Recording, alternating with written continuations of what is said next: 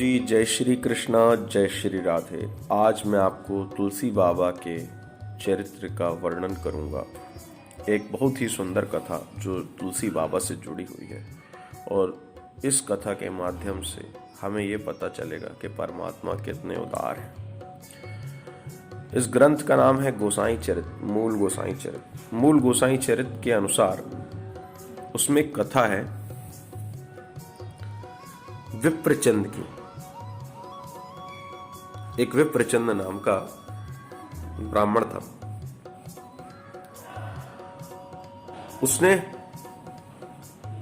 किसी कारणवश एक जीव की हत्या कर दी थी। हत्या करके उसके प्रायश्चित स्वरूप वह ब्राह्मण बहुत से तीर्थों में घूमता फिरता काशी को आया। वह मुख से पुकार कर कहता था, राम राम, मैं हत्यारा हूं, मुझे भिक्षा दीजिए। गोस्वामी तुलसीदास जी ने उसके मुख से अति सुंदर भगवान नाम सुनकर उसे अपने निवास स्थान में बुला लिया और उसे अपनी पंक्ति में बैठाकर उसे भगवत प्रसाद पवाया। तुलसी बाबा ने जब उसे भगवत प्रसाद पवाया तभी उसके पाप ताप संताप सब समाप्त हो गए और वो शुद्ध हो गया। तुलसी बाबा जानते थे कि इसे जो इसने हत्या की है इसका प्रायश्चित कर रहा है, बड़ा ही दुखी है। इसीलिए उसकी इस आर्तवाणी को सुनकर के तुलसी बाबा जान गए कि जो इस भाव से परमात्मा को पुकारता है कि मैं हत्यारा हूं, मैं हत्यारा हूं, मुझे क्षमा कीजिए, उसे अपने भूल का, अपनी गलती का प्रायश्चित हो चुका है। तुलसी बाबा ने उसे पंक्ति में बिठाया, उसे भोजन पवाया, भगवान का भोग खिलाया और उसे शुद्ध कर दिया। फिर तुलसी बाबा ने राम नाम का उच्चारण करने वाले उस ब्राह्मण को परम प्रियतम श्री तुलसी बाबा के हृदय में रहने वाले श्री राम जी की कीर्ति का गान किया और राम जी की कथा सुनाई। राम जी का सुयश सुना करके उसके हृदय में धैर्य बांधते हुए उसे एक नए जीवन जीने की आशा उसके मन में जगाई। संत के पास आप जब भी जाएंगे तो वह आपको एक नई ऊर्जा से ऊर्जान्वित कर देगा। यहां काशी के पंडितों को पता चला।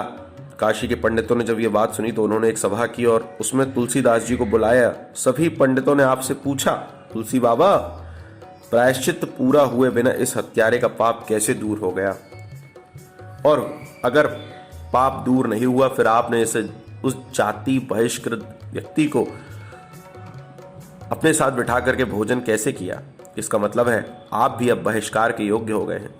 तुलसी बाबा ने कहा कि आप लोग धर्म ग्रंथ शास्त्रों को पढ़ते हैं, उसे कढ़ते नहीं। उसके वास्तविक रहस्य को जानिए और उसको जान करके विश्वास पूर्वक हृदय में धारण करिए। इसी से आपका मन और मत पक्का होगा। आप जो ये निर्णय की स्थिति में आ गए हैं बिना शास्त्रों का अनुमोदन किए, आपका मन और आपका मत दोनों ही कच्चा है और ऐसा अज्ञान से भरा मन और अज्ञान से भरा मत अज्ञान अंधकार को दूर नहीं कर सकता। काशी के पंडितों ने कहा, हम लोगों ने पुस्तक में श्री राम नाम की महिमा पढ़कर देखी है, वह सच्ची कही गई है, परंतु हत्या करने वाला हत्या के पाप से मुक्त हो गया है, इसका क्या प्रमाण है? क्या प्रमाण है कि यह शुद्ध हो गया है? गोसाई जी ने कहा, आपको कैसे विश्वास होगा, बताइए। पंडितों ने कहा, यदि श्री शंकर जी का नांदिया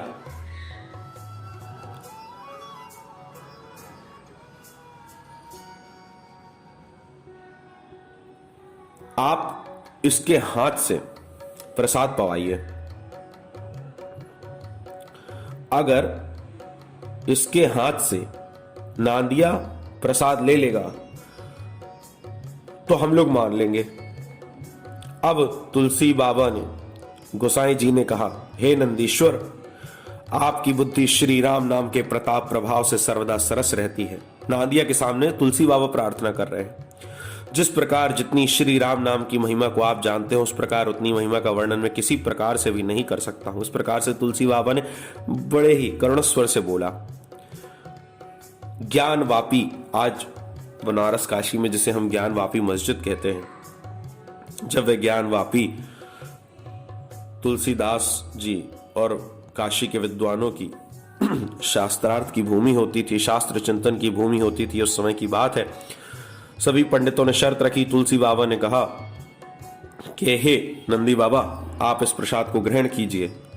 यदि यह ब्राह्मण राम राम के प्रसाद से शुद्ध हो गया तो आप इसके हाथ से प्रसाद स्वीकार करके नाम महिमा को अमिट कर दीजिए, प्रमाणित कर दीजिए। ऐसी प्रार्थना तुलसी बाबा ने नंदी बाबा के सामने की। नंदीश्वर ने प्रसन्न होकर प्रसाद खा लिया। सभी लोगों ने रामचंद्र जी की एवं श्री राम नाम की जय जयकार की और तुलसीदास जी की नाम निष्ठा पर सभी बलिहार हो गए।